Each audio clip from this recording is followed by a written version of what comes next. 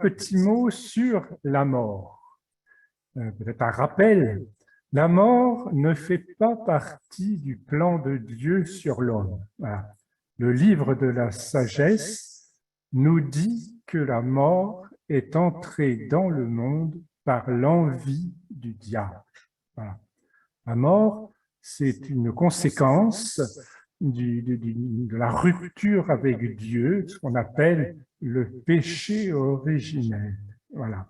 Nos premiers parents ont désobéi à Dieu, hein, ils ont coupé la relation, voilà. Et quand on coupe la relation avec le Dieu de vie, eh ben, on meurt. Voilà. Et donc, c'est ce qui s'est passé.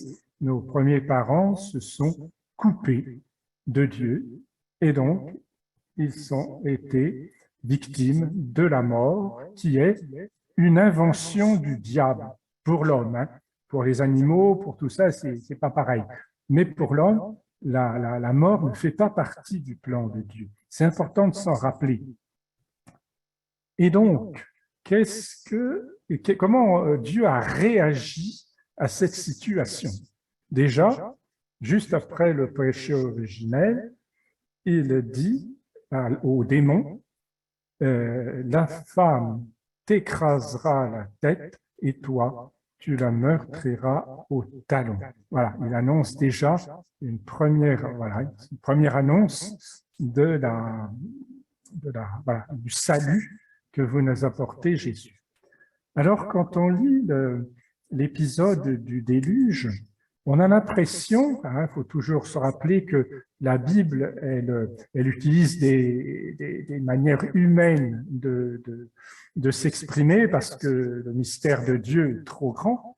Donc, dans le déluge, on a l'impression que Dieu, voyant le mal qui se répand dans le monde, est tenté de tout détruire, de tout mettre à la poubelle, on pourrait dire, et de refaire quelque chose de neuf. Mais s'il fait ça, il reconnaît quelque part que le démon est plus fort et qu'il ne peut pas créer un être libre sans que celui-ci se serve de sa liberté pour mal faire. Alors, il faut qu'il trouve autre chose. Et alors, qu'est-ce qu'il va trouver? Eh bien, c'est Jésus. Jésus qui va prendre la nature humaine, qui va devenir un homme comme nous, et qui va, lui aussi, être affronté à la mort. Il va mourir. Seulement, il y a une différence. Nous, la mort, elle est plus forte que nous. Hein, on le sait bien, tout le monde meurt. Mais qu'est-ce qui se passe quand le prince de la vie meurt? Quand le prince de la vie est, on pourrait dire, avalé par la mort. Eh bien, c'est la mort qui meurt. Tout simplement. C'est la mort qui meurt. Voilà. Jésus, sur la croix, il détruit la mort en faisant un chemin de vie. La mort, dans le plan du diable, ça devait provoquer chez l'homme la peur, la révolte, la haine, enfin voilà, tous ces sentiments que nous connaissons. Voilà. Jésus, lui, va aimer jusqu'au bout et il va faire de sa mort un acte d'amour parfait. Du coup, la mort, qui était un instrument de destruction massive dans les mains du démon, devient un passage vers la vie et une occasion de donner... Voilà, il n'y a pas de plus grand amour que de donner sa vie, nous dira Jésus. Voilà. Et on voit très bien par cette parole que la mort est devenue... Enfin, voilà, on peut, par sa mort, faire un acte d'amour parfait. Voyez, Jésus a complètement retourné la mort. Et il y avait dans un film que vous connaissez peut-être, c'est la Passion de Jésus-Christ par Mel Gibson, il y a une scène où on voit au moment où Jésus meurt, il y a le démon qui tombe dans un gouffre sans fond en poussant un cri de désespoir. Parce qu'il vient de découvrir que son arme de destruction massive, la mort, qu'il a fait rentrer dans le monde, lui a arraché les mains et devient un passage vers la vie. Oui. Donc, la première chose, voilà, la mort, hein, Jésus l'a transformée. Voilà. Donc, il ne faut plus avoir peur de la mort. Il ne faut plus en avoir peur parce que elle est un passage vers la vie. Voilà. Et vous connaissez cette phrase célèbre de Sainte Thérèse de l'Enfant Jésus, au moment de sa mort, elle dit « Je ne meurs pas, j'entre dans la vie. J'entre dans la vie. » Voilà. Donc voilà, ce petit rappel, ce que c'est que la mort. Alors, ensuite, qu'est-ce qui se passe après la mort? Eh bien, il y a ce qu'on appelle le jugement particulier. Alors, c'est un peu un mot un peu compliqué de théologien. En gros, on va passer un examen où il n'y aura qu'une seule matière. Jésus va nous demander « Est-ce que tu as aimé comme j'ai aimé ?»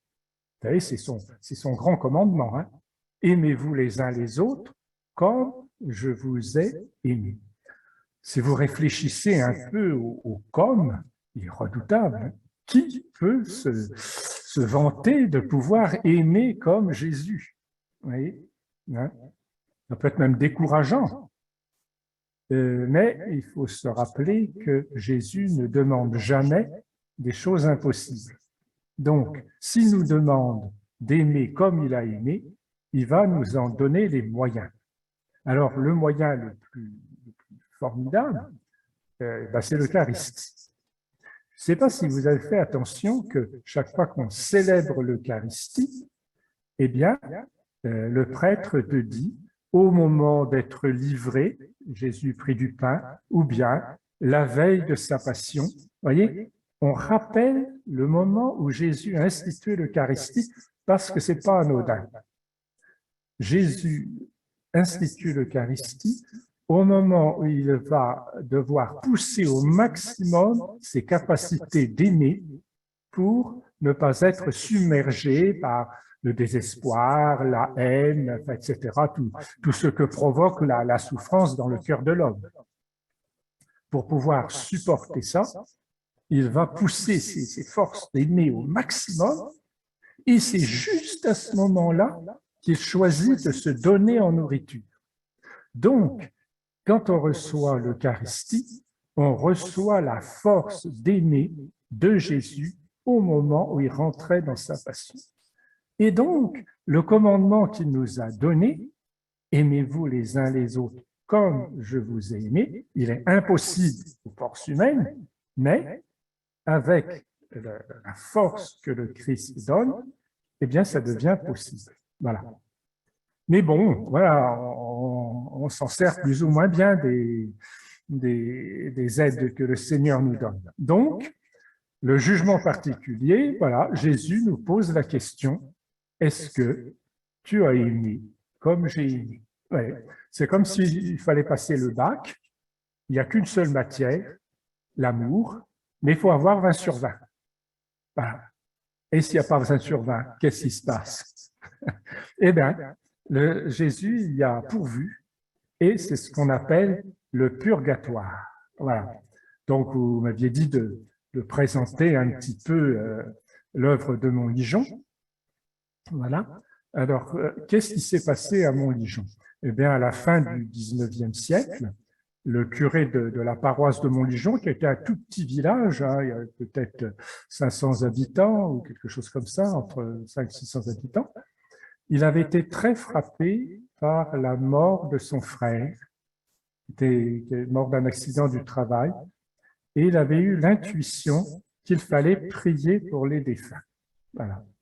Et comme c'était quelqu'un qui avait quand même de l'envergure, c'était un grand entrepreneur et tout ça, et donc il a mis sur pied une association de prière pour les défunts, voilà, qui a pris des proportions très grandes. Hein. Je crois que 20 ans après, il y avait 12 millions d'adhérents, vous vous rendez compte? 12 millions d'adhérents. Et il y avait des quantités de gens qui venaient à la chapelle Montligeon pour prier pour les défunts. Voilà. Alors, il y a une petite précision. Quelquefois, on dit qu'on prie pour les âmes les plus délaissées. Ce n'est pas tout à fait juste, parce que l'Église prie pour les morts à toutes les Eucharisties. Faites attention, dans toutes les prières eucharistiques, il y a une prière pour les défunts. Et aussi à la fin de l'office de vêpres. Donc, l'Église prie toujours pour les défunts. Mais cette dévotion au purgatoire, elle nous fait prendre conscience de la solidarité qui nous unit à nos défunts. Vous savez, autrefois, on disait que l'Église se composait de 3 parties. On appelait l'Église souffrante, c'était l'Église, non pardon, l'Église militante, c'était l'Église d'ici-bas. L'Église souffrante, c'était l'Église du purgatoire, et l'Église triomphante, c'était l'Église du ciel. Mais c'est la même Église, voilà. Et en priant pour les défunts, on prend conscience qu'il y a une solidarité qui existe, qui continue d'exister entre nos défunts. Nous faisons partie de la même famille, cette grande famille de l'Église. Souvent, l'Église, on la réduit à ceux qui sont ici-bas. Mais ce n'est pas vrai. La plus grande partie de l'Église, elle est au ciel. Ils nous attendent, ils prient pour nous. Voilà, c'est une grande famille qu'on a là-haut. Et donc, il y a aussi ceux qui sont au purgatoire. Voilà. Et donc, le Père Buguet avait eu cette intuition de faire prier pour nous rappeler cette solidarité que l'on a avec tous ceux qui sont partis devant nous et qui ne sont pas encore pleinement purifiés de leur égoïsme. Voilà. Donc, qu'est-ce qui se passe lorsqu'on n'a pas 20 sur 20 au bac de l'amour? Eh bien, c'est comme dans le bac classique, il faut passer une session de rattrapage pour avoir ce 20 sur 20. Et cette session de rattrapage, eh bien, c'est le purgatoire. Alors, qu'est-ce qui se passe au purgatoire? Eh bien, je vais prendre une comparaison. Quand vous êtes cassé un membre ou eh bien, on vous envoie faire des sessions de kiné pour faire reprendre sa souplesse aux membres et le kiné vous fait faire des exercices d'assouplissement. Alors au début, c'est raide, c'est pénible, et puis petit à petit, eh ben, on retrouve de la souplesse, les muscles reprennent leur force, voilà, et voilà. Eh ben, au purgatoire, c'est un peu pareil. Notre cœur, il est un peu sclérosé par l'égoïsme. Voilà. Eh ben, on pourrait dire que Jésus, c'est le kiné divin, et il va faire des exercices d'amour à notre cœur pour que cette sclérose s'en aille. Voilà. Et que peu à peu, on devienne capable d'aimer comme il a aimé. Voilà. Alors, ça peut prendre du temps. Je ne sais pas si vous vous rappelez que dans les apparitions de Fatima, les petites voyantes, elles demandent à la Sainte Vierge ce que sont devenues des copines qui sont mortes. Il y avait l'épidémie de grippe espagnole, donc elles avaient perdu plusieurs de leurs copains, de leurs copines. Et elles demandent à la Sainte Vierge, une telle, où est-ce qu'elle est, et puis une telle et une telle. Et alors la Sainte Vierge dit, celle-ci, elle est au ciel, celle-ci, elle est encore au purgatoire, et puis il y en a une qui est au purgatoire jusqu'à la fin du monde. Impressionnant, hein? Mais c'est les paroles de la Sainte Vierge. Alors, comment on peut essayer de comprendre ces durées différentes de séjour au purgatoire? Maintenant, les indulgences, bon, voilà, il n'y a plus que partiel et total, mais autrefois, il y avait des jours, voilà, on pouvait gagner 100 jours d'indulgence pour un défunt, etc. Bon, on a simplifié un petit peu, mais reste cette idée encore que le purgatoire, ça prend un certain temps. Et pourquoi est-ce que ça va plus vite pour les uns que pour les autres? Alors, moi, je pense, c'est mon idée à moi, hein, ça, c'est pas, on ne trouve pas ça dans le catéchisme, hein, mais mon idée à moi, c'est de comparer avec ce qu'on appelle, ce que vous appelez, on appelle le travail de deuil. Vous savez, quand on a un deuil, on perd quelqu'un, par exemple, et ben, il va falloir du temps pour l'accepter. Voilà. Et les psychologues, ils ont décrit toutes les étapes que prend le travail du deuil. Alors, il y a d'abord le déni. On ne veut pas accepter la réalité. Faites l'expérience, par exemple, vous perdez, je ne sais pas moi, votre portefeuille. Première réaction, ah non, non, non, je ne l'ai pas perdu, je vais le retrouver. C'est pas possible. Non, c'est pas possible, je ne l'ai pas perdu. Je vais le retrouver. Voilà. Puis bon, je ne le retrouve pas. Alors, une autre étape, c'est la révolte. Ah, mais c'est injuste. Ah, mais c'est impossible. Alors, on révolte contre les autres, contre nous, enfin voilà. Il va y avoir le marchandage. Ah, Seigneur, j'irai faire un pèlerinage à Lourdes, mais il faut absolument que je retrouve mon portefeuille. Voilà, on essaie de marchander. Et puis après, il y a la dépression, découragement. Ça vaut plus la peine de vivre. Et puis finalement, ben, on accepte. Ben oui, j'ai perdu mon portefeuille, mais la vie continue. Vous voyez, il y a tout un tas d'étapes. Et alors, on va plus ou moins vite dans ces étapes. Il y en a qui vont très vite. Les saints, en particulier, allaient très vite. On raconte que saint Ignace de Loyola, le fondateur des Jésuites, il disait, vers la fin de sa vie, je crois, si le pape me demandait de supprimer la compagnie de Jésus, c'est-à-dire l'œuvre qu'il avait créée, auquel il avait consacré toute sa vie, dont il y tenait forcément, si le pape me demandait de supprimer la compagnie de Jésus, je crois qu'il me faudrait un quart d'heure pour l'accepter. C'est pas beaucoup, hein, mais quand même, il était conscient que pendant ce quart d'heure, il allait passer parmi les différentes étapes du travail de deuil. Voilà. Donc, les saints vont très vite. Et puis, il y en a qui vont très lentement. On connaît des gens, par exemple, je pensais à une famille que j'avais connue qui avait perdu un enfant. Il n'avait jamais accepté. Et la chambre de l'enfant, 10 ans après, était intacte, comme le jour de la mort. Et il venait tous les jours passer du temps dans cette chambre. C'était bloqué. Impossible de progresser. Alors, vous voyez, moi, je répète, c'est mon explication à moi, mais je pense que ça peut permettre de comprendre pourquoi certains vont plus vite que d'autres. Certains qui se sont déjà habitués ici-bas à se détacher des choses, eh bien, leur égoïsme, ils vont s'en détacher plus vite. Et puis d'autres, ben, ça va être plus long. Voilà. Et ce qui est de très beau aussi, c'est que nos défunts, on peut les aider. Voilà. Quelque part, c'est une comparaison, les points qui leur manquent, les points qui leur manquent pour avoir 20 sur 20, eh ben, en priant, en faisant des sacrifices, en faisant célébrer des messes et tout ça, eh bien, on va pouvoir accélérer ce travail de deuil. En fait, il s'agit de se détacher de notre égoïsme. Voilà. Au ciel, il n'y a pas un gramme d'égoïsme, parce que Dieu est amour 100%. Voilà. Et donc, pour être en compagnie de Jésus, eh ben, il faut aussi avoir un cœur dans lequel il y a 100% d'amour. Voilà. Et c'est pour ça que existe le purgatoire. Voilà. Alors moi, quand je célèbre des inhumations, j'explique ce que c'est que le purgatoire, et puis je leur dis, voyez, il y a quelque chose de formidable. Votre défunt, la personne, voilà, ben peut-être qu'il y a des choses que vous avez l'impression que ça n'a pas été terminé.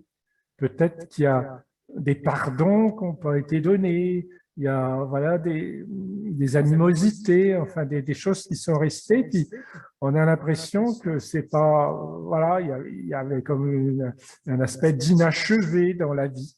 Voilà. Et ben je leur dis, mais vous savez, c'est pas fini. Voilà. Ce défunt avec peut-être peut-être que vous aviez l'impression qu'il ne vous aimait pas beaucoup, qu'il vous avait blessé, ou quelque chose comme ça. Eh bien, ce défunt, au purgatoire, ben, son cœur va se remplir d'amour. Donc, il va vous aimer davantage que lorsqu'il était ici-bas. Vous voyez, c'est quelque chose de très beau, le purgatoire. Voilà. Alors, il faut vraiment mettre tout notre cœur à les aider, vous voyez, à se purifier de cet égoïsme. Voilà, voilà pour qu'ils rentrent le plus vite possible dans la compagnie de Jésus. Voilà. Voilà. Et la compagnie de Jésus, vous avez bien compris ce que je veux dire, hein, c'est pas les jésuites. Voilà, c'est la compagnie de notre Seigneur. Voilà, c'est au paradis du Père, du Fils, de l'Esprit Saint, et puis de toute cette immense famille de saints qui sont là et qui nous attendent, et que c'est merveilleux. Voilà, c'est merveilleux. Voilà. Bon, soit dit en passant, là encore, je reviens au moment de la consécration, l'acclamation après de la consécration, on dit « Nous attendons ta venue dans la gloire ». Mais est-ce qu'on l'attend vraiment? On devrait avoir soif vous savez, la fin du monde pour un chrétien, c'est une bonne nouvelle. C'est pas une catastrophe. Hein? C'est une bonne nouvelle. Pourquoi? C'est la venue d'un monde dans lequel il n'y aura plus de mal. Voilà. Hein? Il n'y aura plus de pleurs, nous dit le livre de l'Apocalypse. Hein? Ce sera le règne de Jésus. Il n'y aura plus de guerre, il n'y a plus rien. Ce sera tout ce monde marqué par le mal, le péché, il n'existera plus. Vous voyez? Donc, on devrait avoir soif de la fin du monde. Hein? Soif. Hein? Et de prier pour que ça vienne le plus vite possible. Voilà, la fin du monde pour un chrétien, c'est une bonne nouvelle. Voilà. Voilà. Donc, on doit avoir soif de cette fin du monde, et puis voilà, d'être en compagnie de Jésus. Voilà. Et donc, après, il y a il y a le purgatoire, on rentre au ciel, mais il y a une chose qu'on oublie un peu, c'est qu'on n'y rentre pas tout entier. Il nous manque un morceau. Au ciel, seuls Jésus et Marie sont au complet, c'est-à-dire qu'ils ont leur corps. Hein, le corps de Jésus est ressuscité et la Vierge Marie est montée au ciel avec son corps. Mais tous les autres, ils n'ont pas encore leur corps. Voyez, il leur manque encore quelque chose. Comme dit saint Paul, la mort n'est pas encore définitivement vaincue. Voilà. Saint Paul nous dit dans la lettre aux Colossiens, je crois, le dernier ennemi par ce Christ, le dernier ennemi qu'il mettra sous ses pieds, c'est la mort. Et la mort, voilà, elle est déjà vaincue dans notre âme. Voilà. Par le baptême, voilà, notre âme a été est devenue vivante, elle est devenue membre du Christ, et donc la mort est déjà vaincue dans notre âme, mais pas encore dans notre corps, puisque on va subir la mort. Voilà. Et donc, au ciel, sauf, je dis bien, Jésus et Marie, qui eux ont leur corps, tous les autres, il leur manque encore un bout. C'est une manière de parler, hein? Mais le corps est une composante importante de notre identité, de notre... Voilà. Et donc, tous les saints du ciel attendent encore ce qu'on appelle la résurrection générale. Voilà. Le jour où la mort sera définitivement vaincue. Voilà. Et voilà. Et où il y aura aussi ce qu'on appelle le jugement dernier. Vous voyez, le jugement particulier, il est particulier, comme le dit son nom. Chacun comparaît devant Jésus, hein, qui nous demande si on a aimé. Mais c'est important aussi de prendre conscience que nos actes ont un impact social, en bien ou en mal. Et cet impact, il faut qu'il soit manifesté. Voilà. Pour tous ceux qui auront fait le bien, il faut que soit manifestée l'influence qu'ils ont pu avoir. Vous voyez, pensez au père Buguet, par exemple. eh ben, toutes les personnes qui, grâce à lui, ont été stimulées à prier pour les âmes du purgatoire, eh ben, au ciel, toutes les personnes qui, grâce aux prières de Montligeon, seront passées plus vite au ciel, eh bien, ça se verra. Voilà. Et l'abbé Buguet, il sera consolé de voir toutes les personnes qu'il a aidées. Voilà, non seulement pendant sa vie, mais ça a continué après. Voyez, l'impact social de notre vie, ça sera manifesté. Voilà, aussi bien en bien qu'en mal. Voilà, parce que voilà, il y a aussi cette réalité douloureuse de l'enfer, la possibilité de dire un non définitif à Dieu. Voilà. Parce que Dieu, quand il nous crée libres. Voilà. Et alors, c'est un peu mystérieux. C'est un peu mystérieux. Comment peut-on dire un non définitif à Dieu? Eh bien, moi, vous connaissez peut-être cette phrase d'un philosophe français, Jean-Paul Sartre. Il a dit cette parole qui est épouvantable, horreur. L'enfer, c'est les autres. Ça veut dire que son idéal, c'est d'être seul. Or, quelqu'un qui est seul ne peut pas aimer. Voyez?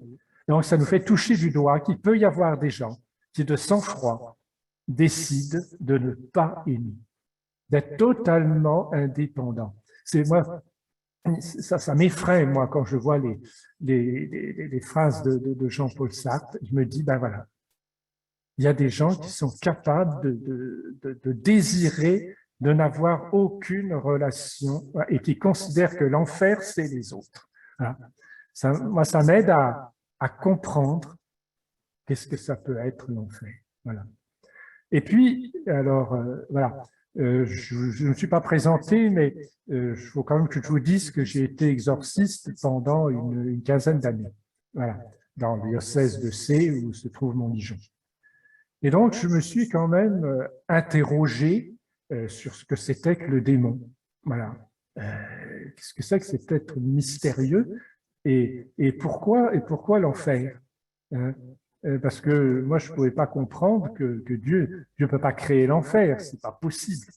Alors, c'est quoi l'enfer? Alors, j'ai réfléchi un petit peu, je me suis dit, ben voilà, Dieu, quand il crée des êtres libres, hein, il les lance dans l'existence, on pourrait dire, hein, et puis leur demande de revenir librement vers lui dans un élan d'amour, mais libre, oui, hein, librement.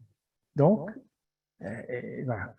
Et donc, il a d'abord créé les anges. Les anges, ce sont, on pourrait dire, des cerveaux. Voilà. Les anges n'ont pas de corps, donc c'est des êtres intellectuels, des cerveaux. Voilà, c'est une manière de comparaison. Voilà. Mais une intelligence beaucoup plus développée que nous. Non.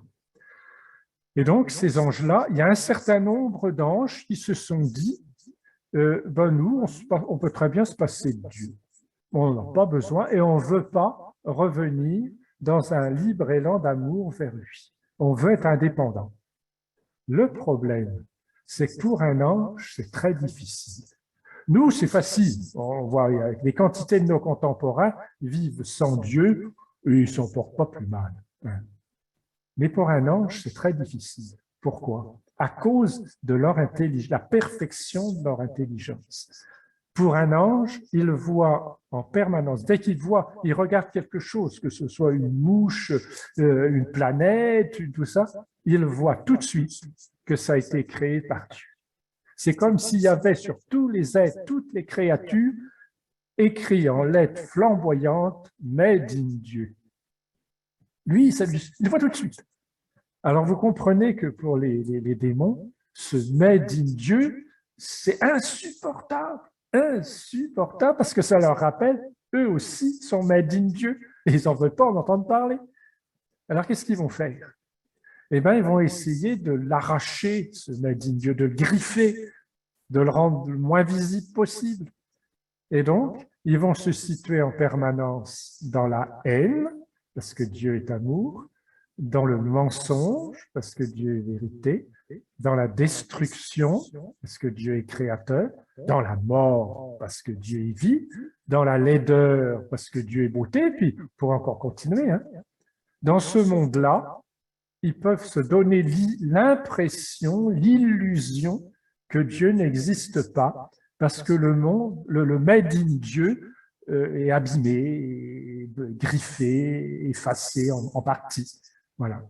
Et donc, ils vont essayer d'entraîner les hommes dans leur révolte. Voilà.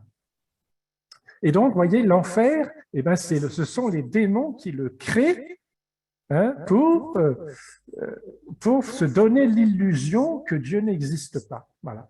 Donc, ils se complaisent dans la haine, le mensonge, la destruction, etc. Voilà.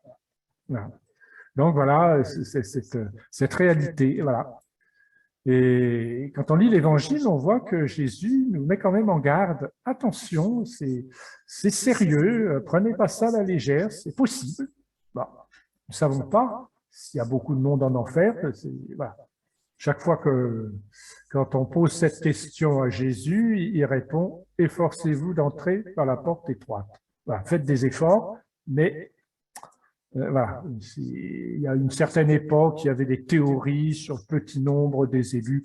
L'Église a abandonné complètement ça. On ne sait pas. On ne sait pas. Et même je ne sais plus si c'est Jean-Paul II qui disait ça, on est certain de la damnation de personne, même de Caïn et de Judas. Voilà. Donc, voilà. On sait simplement que c'est une réalité et qu'il faut prendre au sérieux notre salut. Oui. Voilà, un petit peu les fins dernières. Et puis bon, en même temps, voilà, la plus belle de ces fins dernières, c'est le ciel. Voilà.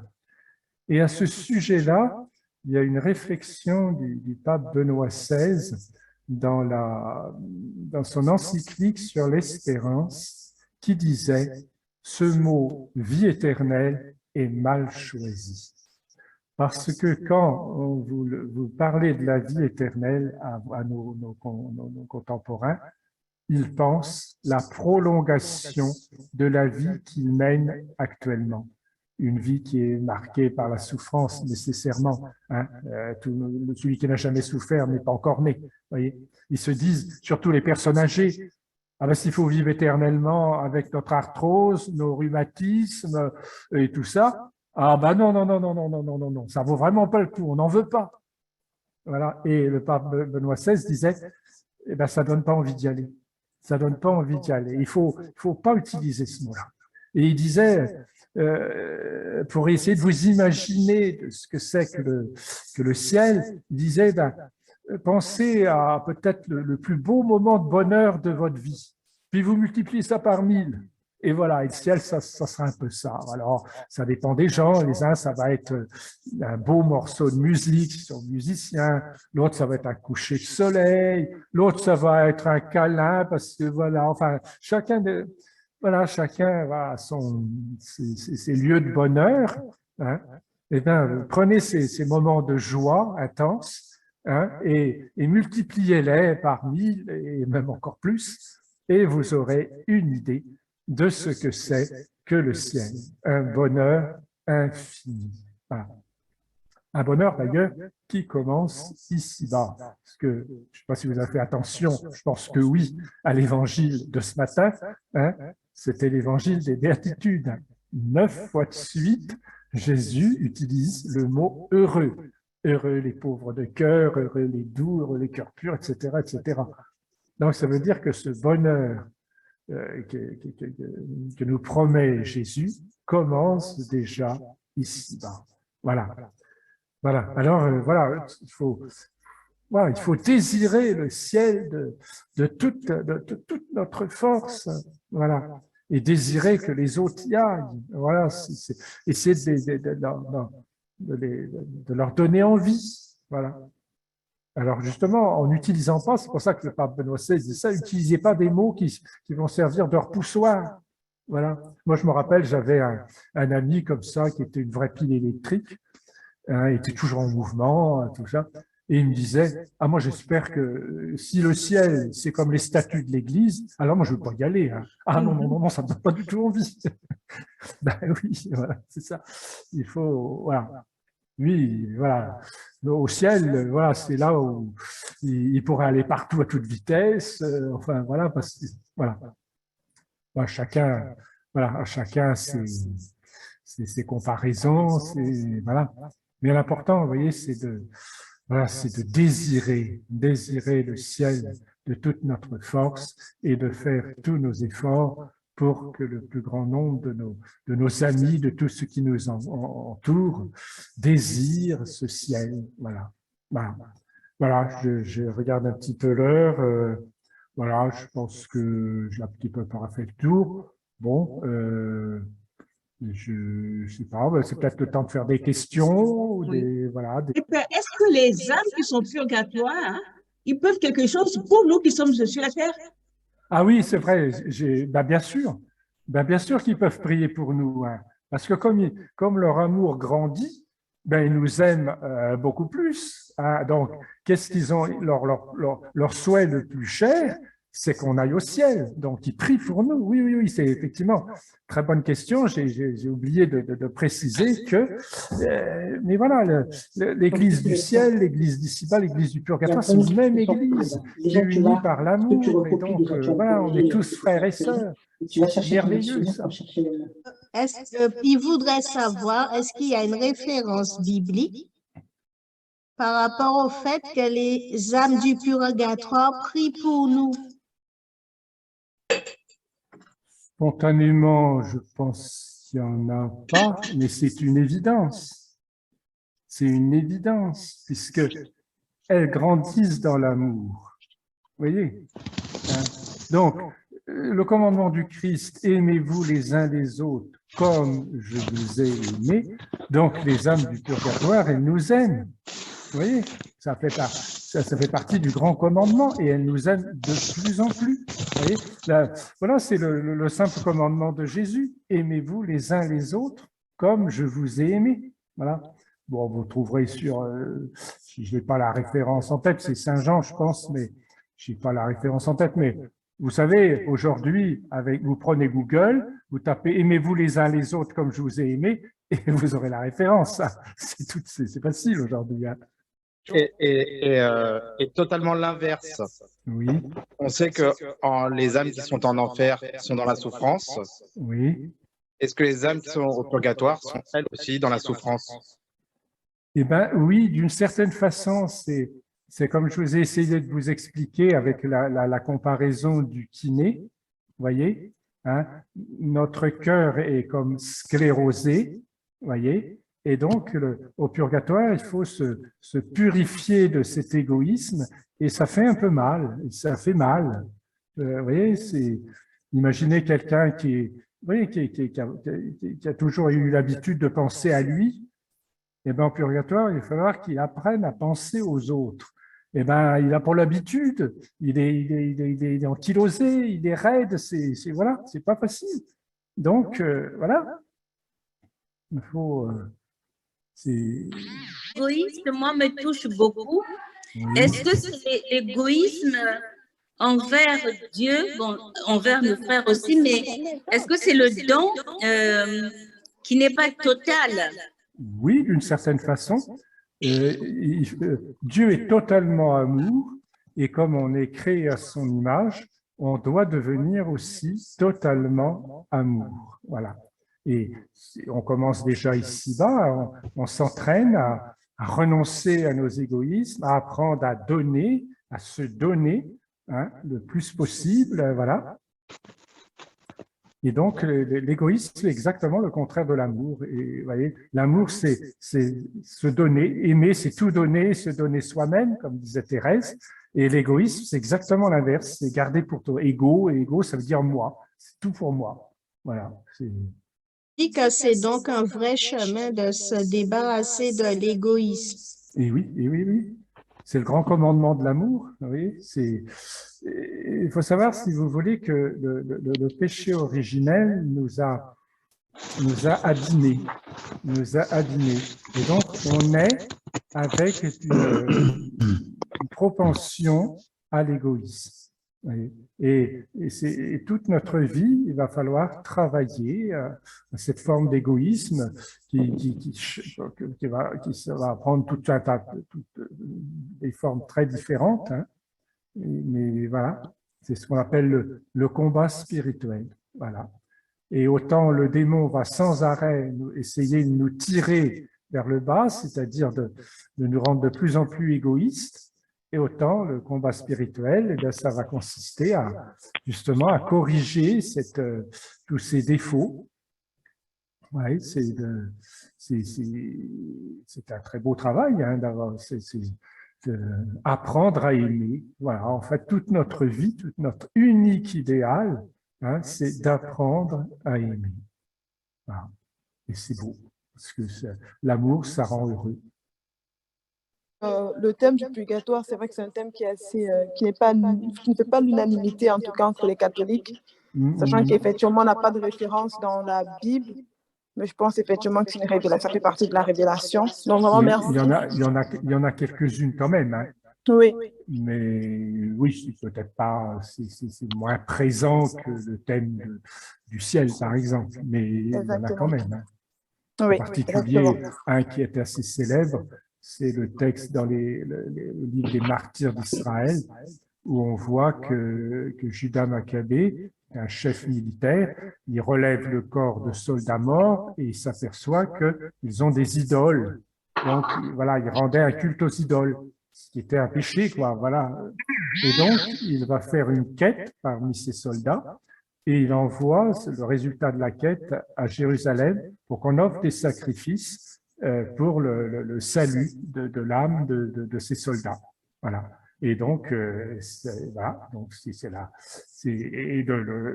le livre des martyrs d'Israël continue. C'était une très bonne initiative. Et il ajoute, s'il n'avait pas cru hein, à la vie éternelle, d'une part, et à la possibilité de réparation, voilà, ben, ça n'aurait eu pas de sens. Vous voyez? Oui. C'est un des textes les plus forts, justement, sur l'importance de la prière pour les âmes du purgatoire. Oh, moi, je suis vraiment d'accord. Hein. J'avais une question, c'est comment savoir, du coup, quand on prie pour les âmes du purgatoire, comment savoir que l'âme en question, elle est au paradis? Est-ce qu'on doit attendre un signe?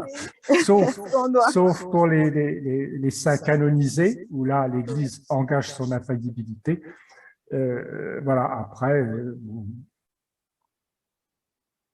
Ben non, c'est un mystère. Mais vous savez, si vous priez pour une âme de purgatoire qui est déjà au ciel, eh ben, ça va aller à une autre. Hein. Ça va à une autre. C'est le grand trésor de l'Église. Vous voyez, l'amour, ça circule. Vous voyez, là encore, il n'y a pas d'égoïsme. Pas d'égoïsme. L'âme pour qui vous allez prier, puis peut-être n'en a plus besoin, elle ne va pas garder ça dans un coin. Hein. Ça va servir à une autre. Ben oui, il n'y a pas d'égoïsme aussi. OK. Merci beaucoup. Ah. Du coup, j'ai une question, Père, parce que moi, je prie tout le temps. Je dis, Seigneur, ton amour, c'est tellement un feu parfait. Quand je serai morte, je ne voudrais pas aller au purgatoire. Je voudrais aller directement avec toi. Vous avez parfaitement raison. Ben, essayez d'aimer. Vous voyez, il faut que le jour de votre mort, hein, vous puissiez répondre à Jésus quand il vous posera la question, est-ce que tu as aimé comme j'ai aimé? De répondre oui. Voilà. Et donc, vous savez, Sainte Thérèse de l'Enfant Jésus, elle avait une magnifique réponse. Hein. À l'époque, ses sœurs, elles essayaient d'avoir des mérites.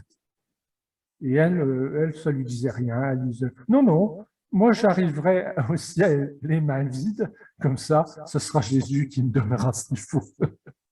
Oui, c'est ce que je me disais, parce que j'ai dit, s'il faut aimer comme lui il aime, jamais je pourrais arriver en tant qu'humain. Oui, mais rappelez-vous ce que je vous ai dit, hein.